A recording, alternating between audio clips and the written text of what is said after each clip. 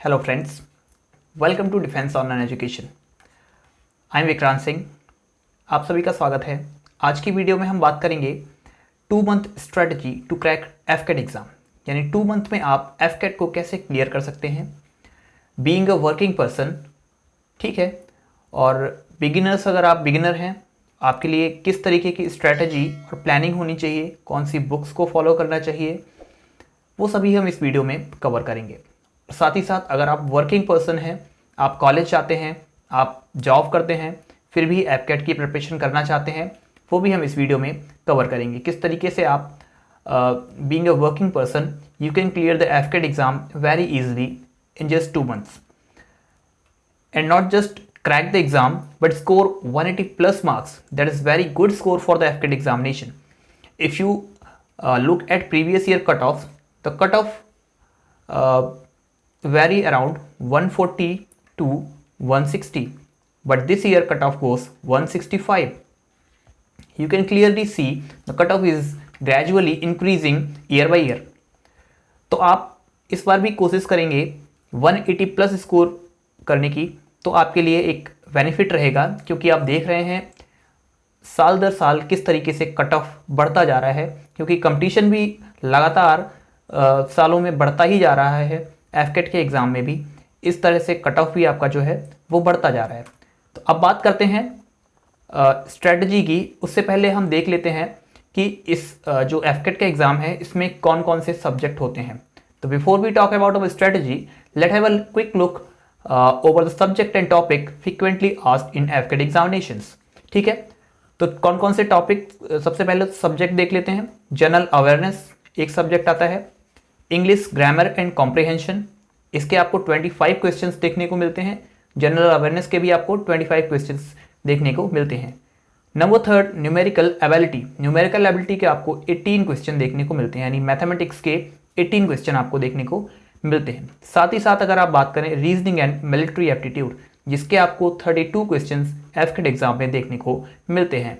तो आप इस चीज़ से अंदाज़ा लगा सकते हैं कि जो रीजनिंग और मिलिट्री एप्टीट्यूड का पार्ट है वो आपके लिए कितना ज़्यादा इंपॉर्टेंट हो जाता है, क्योंकि ऑलमोस्ट 30% जो आपका 33% ऑलमोस्ट जो आपका सिलेबस है वो तो रीजनिंग ही कवर करता है। इसलिए अगर आप रीजनिंग को थोड़ा सा अच्छे तरीके से पढ़ लेते हैं तो 33% मार्क्स, अगर आप 33% इसमें नहीं भी कर पाते हैं, आपको अगर 28 क्वेश्चंस भी आ रहे हैं तो एक बड़ा स्कोर होता है एफकेट में, जो आप कवर कर पाएंगे। ठीक है, सिर्फ एक सब्जेक्ट की मैं यहाँ पर बात कर रहा हूँ।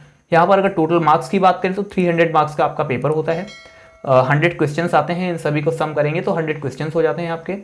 और यहाँ पर जो क्वेश्चंस हैं ये फिक्स्ड रहते हैं कि 25 क्वेश्चन जनरल अवेयरनेस से ही आने हैं, और जिस तरीके से मैंने बताए हैं यही पैटर्न एफकेट में प्रीवियसली फॉलो होता है।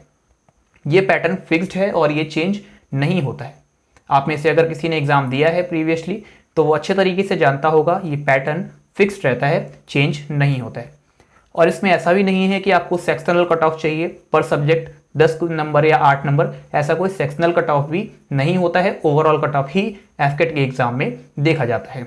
ठीक है, चलिए अब बात करते हैं कौन कौन से टॉपिक मेजरली पूछे जाते हैं। सबसे पहले बात करें अगर जनरल अवेयरनेस की, तो जनरल अवेयरनेस में history, geography, polity, defence update, sports update, static GK, और अगर इसमें करंट अफेयर को भी शामिल कर लिया जाए तो यहाँ पर इन 7 टॉपिक्स में से मेजरली क्वेश्चन पूछे जाते हैं। लेकिन अगर आप बात करें हिस्ट्री, ज्योग्राफी और पॉलिटी की, इनका वेटेज बहुत ही कम रहता है। वेटेज किसका रहता है? डिफेंस अपडेट, स्पोर्ट्स अपडेट और स्टैटिक जीके और करंट अफेयर। करंट अफेयर का प्रीवियसली देखा गया है कि उतना ज़्यादा जो क्वेश्चंस हैं वो नहीं पूछे जा रहे हैं जितने अदर एग्जाम्स में आपके पूछे जाते हैं। यहाँ पर सिर्फ जो है आपका स्टैटिक पार्ट जो है वो मोस्ट इंपॉर्टेंट हो जाता है, क्योंकि स्टैटिक पार्ट से आपके कम से कम 6 से 7 क्वेश्चन यहाँ पर डायरेक्ट बन जाते हैं। ठीक है, करेंसी कैपिटल से लेके और आपके बुक्स ऑथर से लेके, यहाँ से स्टैटिक पार्ट से आपके 6 से 7 क्वेश्चन डायरेक्टली मिलते हैं आपको। ठीक है, तो अगर आप स्टैटिक पार्ट में कवर कर लें इसको, और स्पोर्ट्स अपडेट जो है आपके वो कवर कर लें और डिफेंस अपडेट कवर कर लें, तो आप देखेंगे कि आपके कम से कम जो आपके 25 में से 12 से 15 मार्क्स तो यानी 12 से 15 क्वेश्चन तो आसानी से अटैम्प्ट हो जाते हैं। फिर हिस्ट्री, ज्योग्राफी और पॉलिटी का जो सिलेबस है वो बहुत ज़्यादा वास्ट है, उसको कवर करने में आपको बहुत ज़्यादा समय लगेगा। और बीइंग अ बिजी पर्सन, अगर आप कॉलेज जाते हैं और आप अगर जॉब करते हैं तो इन 3 सब्जेक्ट को मैं अगर कहूँ तो आप बिल्कुल ही टच मत करना, क्योंकि आप अगर इनके चक्कर में पढ़ेंगे तो आप बहुत ज़्यादा टाइम वेस्ट कर लेंगे।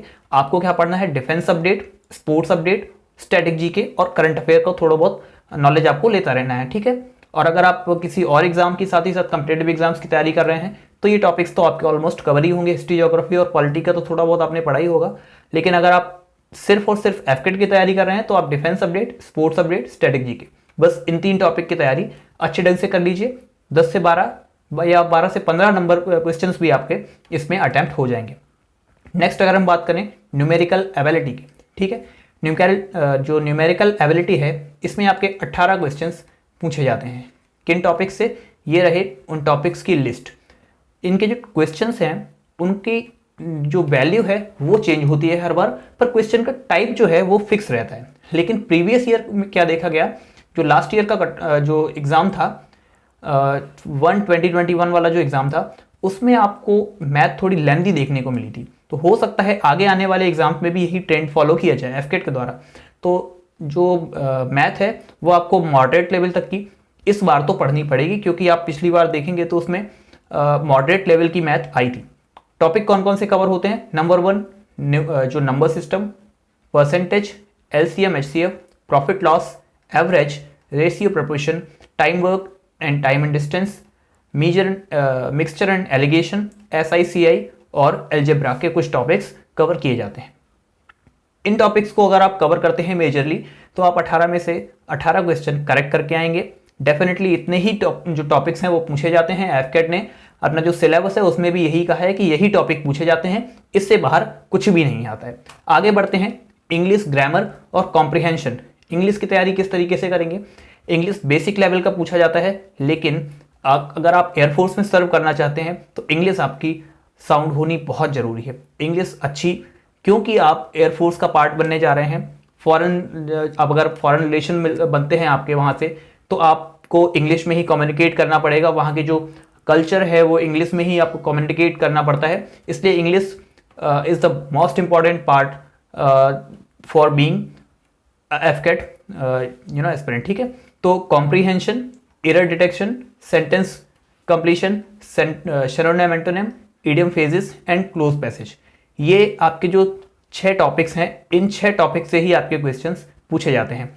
अगर आप इन 6 टॉपिक्स को बहुत अच्छे ढंग से पढ़ लेते हैं तो एफकेट में 25 में से आप 20 क्वेश्चन आराम से अटेम्प्ट कर पाएंगे, ठीक है। लेकिन मैं कहूँगा वोकैब के पीछे थोड़ा कम ही भागें।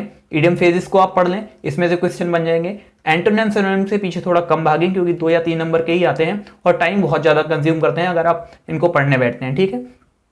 तो बेहतर है कि आप एरर डिटेक्शन पर ज़्यादा यानी ग्रामर पर ज़्यादा वर्क करें। कॉम्प्रिहेंशन आप पढ़ लेंगे, आइडिया लग जाता है किस तरीके से क्वेश्चन बनते हैं, बहुत आसान होते हैं, ठीक है। और ग्रामर पढ़ने के साथ ही आप सेंटेंस कंप्लीशन भी बहुत आसानी से कर पाएंगे। इडियम फेजेस पढ़ लीजिए और क्लोज पैसेज प्रैक्टिस कर लीजिए, बहुत आसानी से आ जाते हैं। एंटोनिम सिनोनिम में ज़्यादा समय बर्बाद करने की जरूरत बिल्कुल भी नहीं है आपको, ठीक है। आगे अगर बात करें मिलिट्री रीजनिंग और military aptitude, most important topic इसलिए क्योंकि 32 क्वेश्चन इस टॉपिक से पूछे जाते हैं और लेवल भी मॉडरेट ही रहता है, ठीक है। टफ लेवल नहीं रहता है रीजनिंग का, मॉडरेट लेवल रहता है। तो मॉडरेट लेवल होने के कारण इसमें आप बहुत ही अच्छे से स्कोर भी कर पाते हैं और इसीलिए एफकेट का जो आपने ओवरऑल कट ऑफ देखा वो 160 के अराउंड रहता है, यानी कम से कम 50% से एवब ही रहता है एफकेट का कट ऑफ, ठीक है। तो आप टारगेट करके कितना चलेंगे? 60 या 65 से एवब आपको, मतलब 60 या 65% से एवब आपको स्कोर करना है एफकेट के एग्जाम में, ठीक है। तभी आप एफकेट में सेफ जोन में माने जाएंगे। तो रीजनिंग में क्या क्या आता है? वर्बल और नॉन वर्बल सारी रीजनिंग आती है, क्योंकि 32 क्वेश्चंस हैं तो पूरी रीजनिंग ऑलमोस्ट कवर हो जाती है। मेजर टॉपिक्स जो हैं वो मैं आपको एक अलग वीडियो बना दूंगा, उसमें प्रैक्टिस कराता रहूँगा। जो वीडियोस आते रहेंगे उसमें आपको रीजनिंग की प्रैक्टिस कराता रहूँगा। चलिए, अच्छा अब हम बात करें अगर बेस्ट बुक की, तो बेस्ट बुक क्या है आपके एफकेट के एग्जाम के लिए। इसके लिए मैंने आपको एक पहले ही वीडियो बनाया हुआ है जिसकी लिंक आपको डिस्क्रिप्शन बॉक्स में मिल जाएगी, जिसमें मैंने बताया है कि आप अगर एक ही बुक चाहते हैं जिसमें सारे सब्जेक्ट कवर हो जाएं तो वो भी मैंने उस वीडियो में बताया है। अगर आप चाहते हैं कि अलग अलग प्रिपरेशन करना चाहते हैं, हर सब्जेक्ट की अलग अलग बुक चाहिए आपको, वो भी मैंने इस वीडियो में बताया है। तो वो वीडियो की लिंक आपको डिस्क्रिप्शन बॉक्स में मिल जाएगी, वहां से आप उस वीडियो को भी देख सकते हैं। और एक और रिक्वेस्ट, अगर आपने अभी तक हमारे चैनल को सब्सक्राइब नहीं किया है तो हमारे चैनल को सब्सक्राइब कर लीजिए, क्योंकि डिफेंस से रिलेटेड ऐसी ही नॉलेजेबल वीडियो आपको इस चैनल पर मिलती रहती हैं। तो डिफेंस ऑनलाइन एजुकेशन परिवार का हिस्सा बनने के लिए हमारे चैनल को सब्सक्राइब कर लीजिए। आगे बढ़ते हैं, टाइम टेबल क्या होना चाहिए। ठीक है, सबसे इंपॉर्टेंट चीज टाइम टेबल। देखिए, हर स्टूडेंट का अपना एक अलग पढ़ने का तरीका होता है। कोई स्टूडेंट होता है जिससे क्वेश्चंस को पढ़ने में याद करने में बहुत कम समय लगता है। कोई स्टूडेंट होता है उसको 2-3 बार पढ़ना पड़ता है किसी क्वेश्चंस को, तभी वो याद कर पाता है।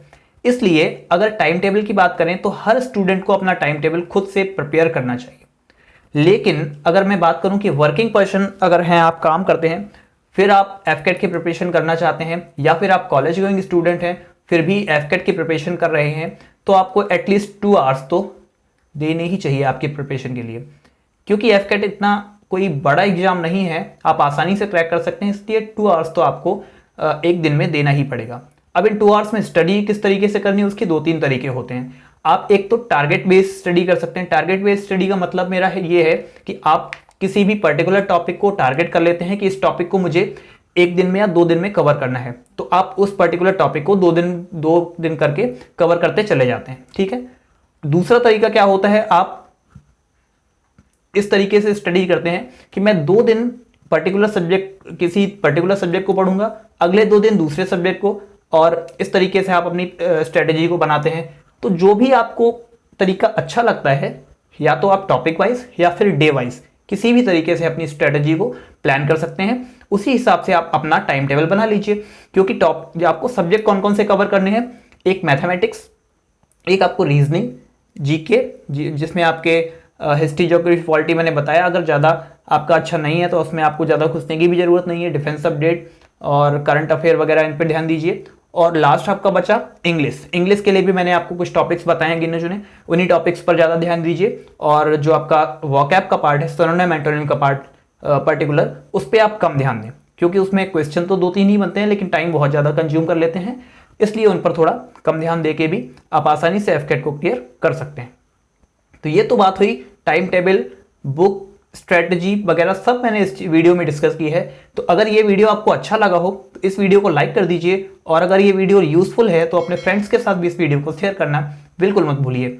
और मिलते हैं आपसे अगले वीडियो में, तब तक के लिए टेक केयर, बाय बाय, जय हिंद।